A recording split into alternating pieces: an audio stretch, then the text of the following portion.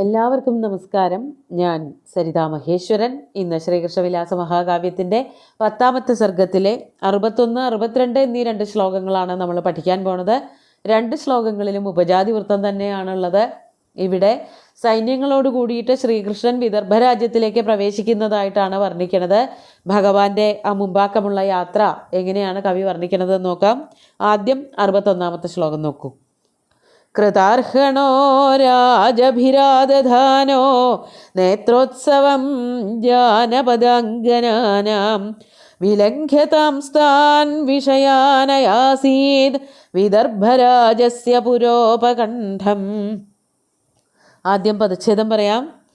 കൃതാർഹണ രാജഭി ആദധാന നേത്രോത്സവം ജാനപദാംഗനാനാം വിലംഘ്യ താൻ വിഷയാൻ അയാസീത് വിദർഭരാജസ്യ പുരോപകണ്ഠം. അങ്ങനെ പതുക്കെ വിദർഭരാജാവിൻ്റെ കൊട്ടാരത്തിനടുത്തെത്തി. ശ്രീകൃഷ്ണനുണ്ട്, ബലരാമനുണ്ട്, സൈന്യങ്ങളൊക്കെ ഉണ്ട് എന്നാണ് കവി പറയണത്. അന്വയം നോക്കാം. രാജഭി കൃതാർഹണ. ഭഗവാൻ പതുക്കെ കൊട്ടാരത്തിൻ്റെ ഏറ്റവും അടുത്തേക്ക് പോവുകയാണ്. അപ്പോൾ അങ്ങനെ സഞ്ചരിക്കുമ്പോൾ അവിടെ കുറേ രാജാക്കന്മാർ പലരും വന്ന് നിൽക്കുന്നുണ്ട് പറഞ്ഞു. അവരിൽ ചിലർക്കൊക്കെ ശ്രീകൃഷ്ണനെ മനസ്സിലായി. അപ്പോൾ അതാണ് പറയണത് രാജഭി. അവിടെ ഉണ്ടായിരുന്ന വലിയ വലിയ രാജാക്കന്മാരല്ല, സാമന്ത രാജാക്കന്മാർ, ചെറിയ രാജ്യങ്ങൾ ഭരിച്ചിരുന്ന ചെറിയ രാജാക്കന്മാർ, അവരാൽ രാജഭി കൃതാർഹണ. അവരൊക്കെ വന്ന് ശ്രീകൃഷ്ണനെ വേണ്ട വിധത്തിൽ ബഹുമാനിച്ചു, നമസ്കരിക്കുകയും അഭിവാദ്യം ചെയ്യുകയൊക്കെ ഉണ്ടായി. അതാണ് കൃതാർഹണ. വേണ്ടതുപോലെ നമസ്കാരങ്ങളും അതുപോലെ ആദരവുകളൊക്കെ കൊടുത്തുകൊണ്ട് രാജഭി കൃതാർഹണ. അപ്പോൾ രാജാക്കന്മാരുടെ ഭാഗത്തു നിന്ന് വേണ്ടതുപോലെയുള്ള ബഹുമാനമൊക്കെ കിട്ടി. അടുത്തത് സ്ത്രീകളെ പറ്റിയിട്ടാണ് പറയണത്. ജാനപദാംഗനാനാം നേത്രോത്സവം ആദധാന. രാജാക്കന്മാരാൽ നമസ്കരിക്കപ്പെട്ടുകൊണ്ട് ബഹുമാനിക്കപ്പെട്ടുകൊണ്ട് ഇനി ആ പ്രദേശത്തെ പെൺകുട്ടികൾ, ജാനപദ അങ്കനകൾ, ജനപദത്തിലുള്ള അങ്കനകളാണ് ജാനപദ അങ്കനകൾ. ആ നാട്ടിലുള്ളതായ വിദർഭരാജ്യത്തിലുള്ളതായിട്ടുള്ള സ്ത്രീകൾ, പെൺകുട്ടികൾ, സുന്ദരികളായിട്ടുള്ള പെൺകുട്ടികൾ, അവരെയാണ് അങ്കനമാർ എന്ന് വിളിക്കുന്നത്. അവരാൽ നേത്രോത്സവം, അവരാലല്ല അവർക്കൊക്കെ തന്നെ, അങ്കനാനാം ഷഷ്ഠി വിഭക്തിയാണ്, അവർക്കൊക്കെ തന്നെ നേത്രോത്സവം ആദധാന, കണ്ണുകൾക്ക് ആനന്ദം നൽകിക്കൊണ്ട്. അപ്പോൾ രാജാക്കന്മാരൊക്കെ ഭഗവാനെ കണ്ടപ്പോഴേക്കും ഭഗവാന്റെ അടുത്ത് വന്നിട്ട് നമസ്കരിച്ചു. അവിടെ കൂടിയിരുന്ന പെൺകുട്ടികൾ, അവർക്ക് ശ്രീകൃഷ്ണൻ്റെ അടുത്തേക്ക് പോകണമെന്നൊക്കെ മോഹം ഉണ്ടായിരുന്നുണ്ടാവും. ആർക്കും പോകാനൊന്നും പറ്റിയില്ല.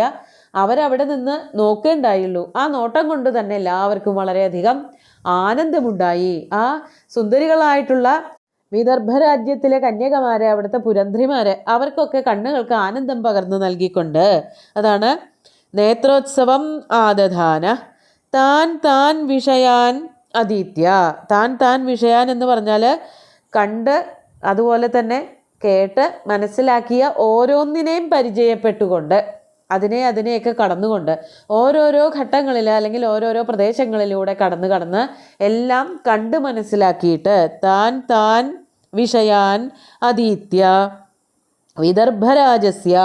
അങ്ങനെ ഓരോന്ന് കണ്ട് നടന്ന് അവസാനം പതുക്കെ വിദർഭരാജാവായിട്ടുള്ള ഭീഷ്മക മഹാരാജാവിൻ്റെ വിദർഭരാജസ്യ പുരോപകണ്ഠം. പുരോപകണ്ഠം എന്ന് പറഞ്ഞാൽ കൊട്ടാരത്തിൻ്റെ ഏറ്റവും അടുത്ത്.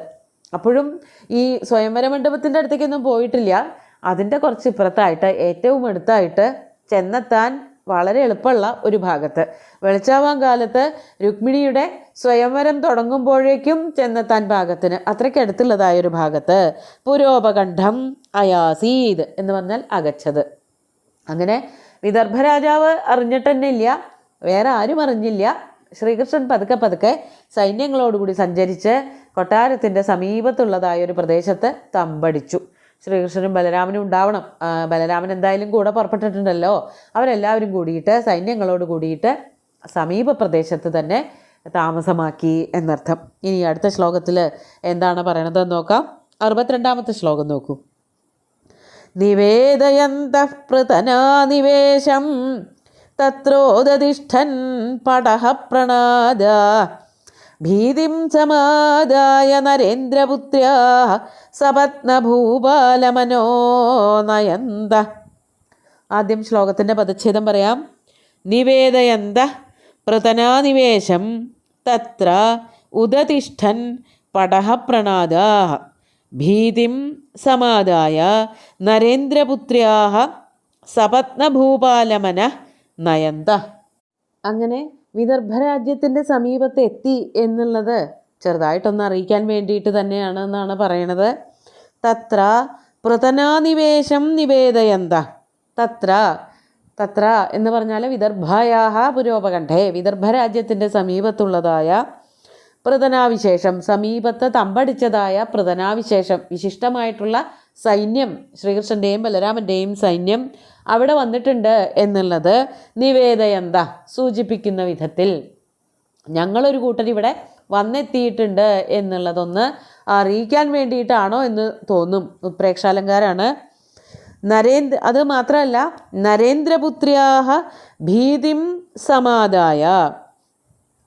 അപ്പോൾ തങ്ങളിവിടെ വന്നിട്ടുണ്ട് എന്നുള്ളത് അറിയിക്കണം. അതോടൊപ്പം തന്നെ നരേന്ദ്രൻ്റെ പുത്രി, അതായത് ഇവിടെ ഭീഷ്മക മഹാരാജാവിൻ്റെ മകളായിട്ടുള്ള രുക്മിണിയുടെ മനസ്സിലെ ഭീതിം, പേടി, ആ പേടി ഇല്ലായ്മ ചെയ്യുന്നതിന്, രുക്മിണിയുടെ മനസ്സിലെ പേടി എന്താണ്? ശ്രീകൃഷ്ണൻ തൻ്റെ സമീപത്ത് അല്ലെങ്കിൽ ഈ വിദർഭരാജ്യത്ത് എത്തിയിട്ടുണ്ടാകുമോ ഇല്ലയോ, തന്നെ അടുത്ത ദിവസം സ്വയംവരം ചെയ്തിട്ട് ശിശുപാലൻ കൊണ്ടുപോകുമോ, അത് തടഞ്ഞിട്ട് ശ്രീകൃഷ്ണൻ തന്നെ കൊണ്ടുപോവില്ലേ, തുടങ്ങിയിട്ടുള്ളതായ പേടികൾ. അതാണ് ഇവിടെ പറയണത്. നരേന്ദ്രപുത്ര്യാഹ ഭീതിം സമാദായ. നരേന്ദ്രപുത്രിയുടെ, രുക്മിണിയുടെ ഭീതിയെ തങ്ങളിലേക്ക് അങ്ങോട്ട് എടുത്തുകൊണ്ട്, അതായത് ഇനി നീ പേടിക്കണ്ട എന്നുള്ളത് മനസ്സിലാക്കി കൊടുക്കാൻ വേണ്ടിയിട്ട് ഭീതിം സമാദായ. അതുമാത്രമല്ല സപത്ന ഭൂപാലമന നയന്ത. സപത്ന ഭൂപാലന്മാർ, തൻ്റെ ശത്രു രാജാക്കന്മാർ, സപത്നന്മാരെന്ന് പറഞ്ഞാൽ ശത്രുക്കളെ നിർത്തണ്ട്, ശത്രുക്കളായിട്ടുള്ള രാജാക്കന്മാർ അവരുടെ മനസ്സിനെ കുലുക്കുന്ന വിധത്തിൽ, അവരുടെ മനസ്സിനെ വേറൊരു വഴിക്ക് നയിക്കുന്ന വിധത്തിൽ, അതാണ് സപത്ന ഭൂപാലമന നയന്ത. ശത്രു രാജാക്കന്മാരുടെ മനസ്സിനെ മറ്റൊരു വിധത്തിൽ നയിക്കുന്ന രീതിയിൽ, അതായത് അവരുടെ ഉള്ളിലൊരു ഇടയിളക്കമുണ്ടാക്കുമാറ് എന്തു ചെയ്തു? പടഃപ്രണാദാഃ ഉദതിഷ്ഠത്. പടഃപ്രണാദങ്ങൾ ഉയർന്നു പൊങ്ങി. പടഹം എന്ന് പറഞ്ഞാൽ ഭേരിയൊക്കെയാണ്. അതായത് ഒരു സൈന്യം ഇവിടെ എത്തി, സൈന്യം യുദ്ധത്തിന് തയ്യാറാണ്, അല്ലെങ്കിൽ തങ്ങൾ എന്തിനാണോ വന്നു ചേർന്നത് എന്നുള്ളത് അറിയിക്കാനൊക്കെ വേണ്ടിയിട്ട് പടഹവാദ്യങ്ങൾ കേൾപ്പിക്കുക. ഏതൊരു രാജ്യത്താണോ എത്തിയത് ആ രാജ്യക്കാരെ അറിയിക്കാൻ വേണ്ടിയിട്ട് വാദ്യങ്ങൾ വായിക്കുന്നൊരു പതിവുണ്ട്.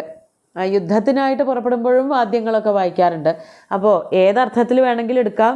തങ്ങളിവിടെ എത്തിച്ചേർന്നിട്ടുണ്ട് എന്നുള്ളത് ഈ എല്ലാവരെയും അറിയിക്കണം. കുറേ പേരുണ്ട്, അത് അറിയിക്കപ്പെടേണ്ടവർ പ്രധാനമായിട്ട് രുക്മിണി പേടിച്ചിട്ടാണ് ഇരിക്കുന്നത്. തന്നെ കൊണ്ടുപോകാൻ ശ്രീകൃഷ്ണൻ വരില്ലായിരിക്കുമോ വിചാരിച്ചിട്ട്. അപ്പോൾ വന്നിട്ടുണ്ട് എന്നുള്ളത് മനസ്സിലാക്കി കൊടുക്കാൻ വേണ്ടിയിട്ട് പടഹപ്രണാദങ്ങൾ മുഴക്കി.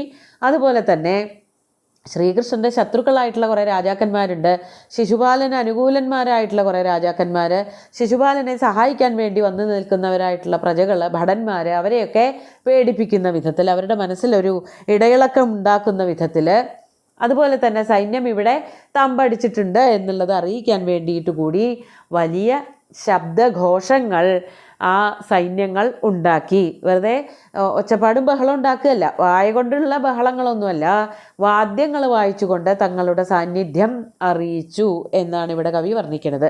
അങ്ങനെ ശ്രീകൃഷ്ണൻ്റെ സൈന്യം അഥവാ യാദവ സൈന്യം വിദർഭരാജ്യത്തിൻ്റെ സമീപത്ത് എത്തിച്ചേർന്നു എന്നുള്ളത് രുക്മിണിയെയും അതുപോലെ അവിടെയുള്ളതായ ശത്രു രാജാക്കന്മാരെയും ഒക്കെ അറിയിക്കാൻ വേണ്ടിയിട്ടുള്ള പടഹവാദ്യങ്ങൾ നടത്തി എന്ന് ഈ ഒരു ശ്ലോകത്തിൽ വർണ്ണിച്ചിരിക്കുകയാണ്.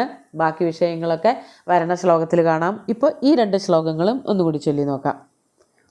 കൃതാർഹണോ രാജഭിരാദധാനോ നേത്രോത്സവം ജാനപദാംഗനാനാം വിലംഘ്യതാം സ്ഥാൻ വിഷയാനയാസീത് വിദർഭരാജസ്യ പുരോപകണ്ഠം നിവേദയന്തഃ പൃതനാനിവേശം തത്രോദതിഷ്ഠൻ പടഃപ്രണാദാഃ ഭീതിം സമാദായ നരേന്ദ്രപുത്ര്യാഃ സപത്നഭൂപാലമനോ നയന്ത. അങ്ങനെ ശ്രീകൃഷ്ണനും ബലരാമനും സൈന്യങ്ങളും എത്തിച്ചേർന്നു എന്നുള്ളത് ഒരു അറിയിപ്പ് കൊടുക്കുകയാണ്. ഈ പടഹപ്രണാദങ്ങൾ ഓരോരുത്തർക്ക് ഓരോന്നായിട്ടാണ് തോന്നുന്നത്. ഈ ശബ്ദം കേൾക്കുമ്പോൾ രുക്മിണിയുടെ മനസ്സിൽ ഭീതി ഇല്ലാതെയാവുന്നു, സന്തോഷമാകുന്നു. ശ്രീകൃഷ്ണൻ്റെ ശത്രു സൈന്യങ്ങളുടെ മനസ്സിൽ വല്ലാത്ത പേടി ഉണ്ടാവുകയും ചെയ്യുന്നു. അപ്പോൾ ഒരേ ശബ്ദം തന്നെ രണ്ടായിട്ട് തോന്നുന്നു. അപ്പോൾ അവിടെ ഒരു ഉല്ലേഖാലങ്കാരമൊക്കെ നമുക്ക് പറയാൻ പറ്റും. ഒരേ ശബ്ദം ഒരു കൂട്ടർക്ക് ഒന്നായിട്ട് തോന്നുന്നു, മറ്റൊരു കൂട്ടർക്ക് മറ്റൊന്നായിട്ട് തോന്നുന്നു. അങ്ങനെ ശ്രീകൃഷ്ണനും ബലരാമനും സൈന്യങ്ങളും അവിടെ ഒത്തുചേർന്നു എന്ന് പറഞ്ഞുകൊണ്ട് സുന്ദരമായിട്ടുള്ള 2 ശ്ലോകങ്ങളും ഭഗവാന്റെ കാൽക്കൽ അർപ്പിച്ചുകൊണ്ട് ഗുരുവായൂരപ്പനെ സാഷ്ടാംഗം നമസ്കരിച്ചുകൊണ്ട് എല്ലാവർക്കും ശുഭദിനം നേർന്നു നിർത്തട്ടെ. നന്ദി.